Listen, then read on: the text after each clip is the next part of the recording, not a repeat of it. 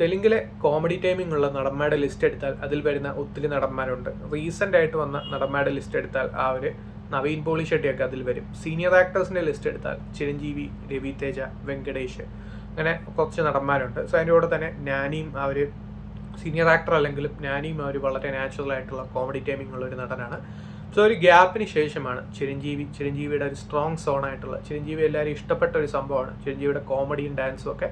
So ഒരു കോമഡിയിലോട്ടുള്ള ഒരു തിരിച്ചുവരവാണ് ഈ ഒരു സിനിമ. അതും ഒരു സ്റ്റാർ ഡയറക്ടറായിട്ടുള്ള അനിൽ രാവുപൂടിയുടെ മൂവിയിൽ കൂടി തന്നെ.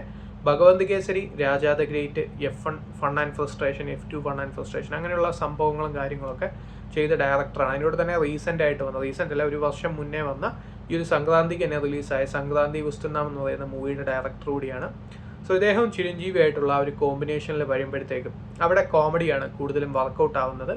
സോ ആ ഒരു ടാർഗറ്റ് ഓഡിയൻസിനിടെ വളരെ നല്ലപോലെ വർക്കൗട്ട് ആയിട്ടുണ്ട് എന്നുള്ളത് ഈ ഒരു സിനിമ കണ്ടുകൊണ്ടിരുന്നപ്പം തന്നെ മനസ്സിലായി. കാരണം ആ ഒരു ഡയലോഗ് പറയാൻ തുടങ്ങും, ഒരു കോമഡി ഡയലോഗ് പറയാൻ തുടങ്ങുന്നുണ്ട്. ചിരഞ്ജീവിയുടെ ചെറിയ ആ ഒരു കോമഡി മാനേഴ്സ് ആണെങ്കിലും ബോഡി ലാംഗ്വേജ് വരുന്ന സീക്വൻസ് ആണെങ്കിലും എല്ലാത്തിലും തന്നെ ഒരു ചിരിയുടെ മാലപ്പടക്കം തന്നെ തരുന്നുണ്ട് ഈ ഒരു ഓഡിയൻസിൻ്റെ ഭാഗത്തുനിന്ന്. സോ ആ ഒരു ടാർഗറ്റ് ഓഡിയൻസിനിടെ ആ ഒരു മൂവി അത്ര വർക്കൗട്ട് ആയിട്ടുണ്ട് എന്നുള്ളതാണ് അതിൻ്റെ അർത്ഥം.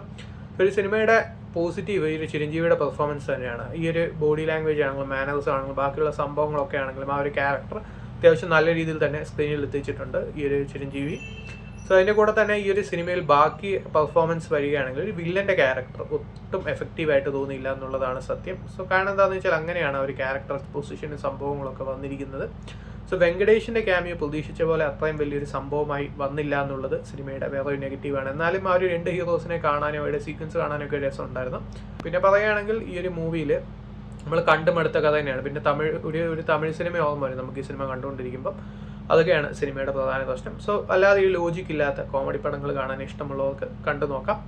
ബാക്കിയുള്ളവർക്ക് ഈ ഒരു ലോജിക്കൊക്കെ നോക്കി കാണുന്ന Anil Ravipudi kind of movies ഇഷ്ടമില്ലാത്തവർക്ക് വർക്കൗട്ട് ആവാൻ ചാൻസ് കുറവാണ്.